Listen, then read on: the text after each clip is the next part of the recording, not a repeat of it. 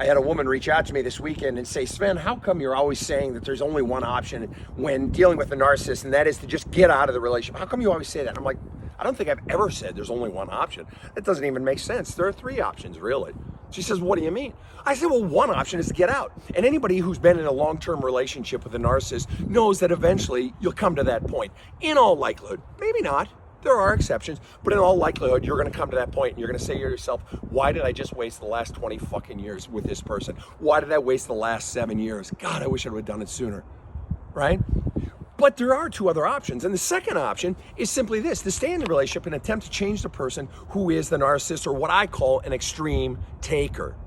And that is, in order to change them, you basically, see, they have a power imbalance over you. And in order for you to change them, you have to stand up and equalize that power. Now, every time you stood up in the past, they escalate even higher, and you would then back down. So they've got their foot right back on your fucking throat. So you have to escalate again. But that means maintaining your boundaries, standing up for yourself, standing up for your needs, your wants, your feelings, not allowing yourself to be put down. And you have to do it at every single turn, every single day, every single time. And that is a massive expenditure of energy. That requires a mass amount of mental focus. When you're tired, when you're frustrated, when you're feeling run down, you still have to produce, because that's when they're going to breathe fire down your throat. So in order to change this person, if you're going to stay in it and try to change them, you have to do the work, because they have no incentive to change.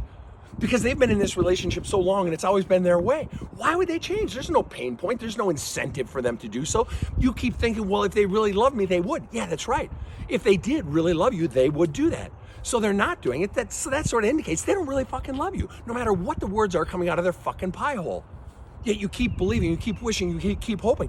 But the only way they're going to change is by you changing them at every turn. And two pieces of bad news. One piece of bad news is the longer that they have been in this pattern of behavior, the longer it's going to take to get them out of this pattern of behavior. The longer you're going to have to maintain those boundaries. It's just like training a dog. You are going to have to be disciplined at every turn. Otherwise, you're sending the mixed message that sometimes it's okay, sometimes it's not okay, which means they'll keep pushing and pushing and pushing, right? And so you've got to do it all the time.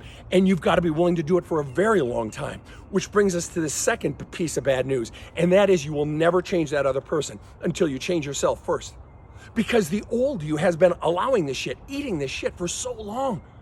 And in order for you to be able to change him, to stand up and re-escalate at every turn and equalize that power imbalance, in order for you to do that, you have to change your own self, the self that is terrified of being left, terrified of being alone, that thinks you're worthless or you're no good, or the only way you get love is by constantly giving more and more and more love to everyone else, and everyone else's needs are more important.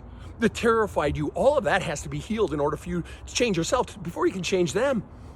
And that alone is a massive amount of energy. It can be done somewhat quickly, depending on who you're working with, what tools you have, which is why I wrote my book, There's a Hole in My Love Cup.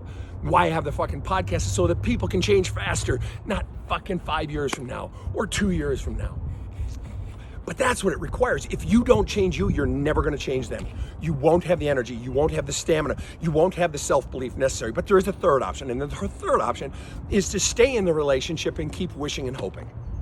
And keep crying at night, wondering, why don't they change? Why don't they change? Why don't they change? The same question you've been asking for years, right? Maybe even decades. And just keep doing that. You can do that, but they're not going to change. All right? In all likelihood. Is there a slim possibility they might? Sure, lightning might strike.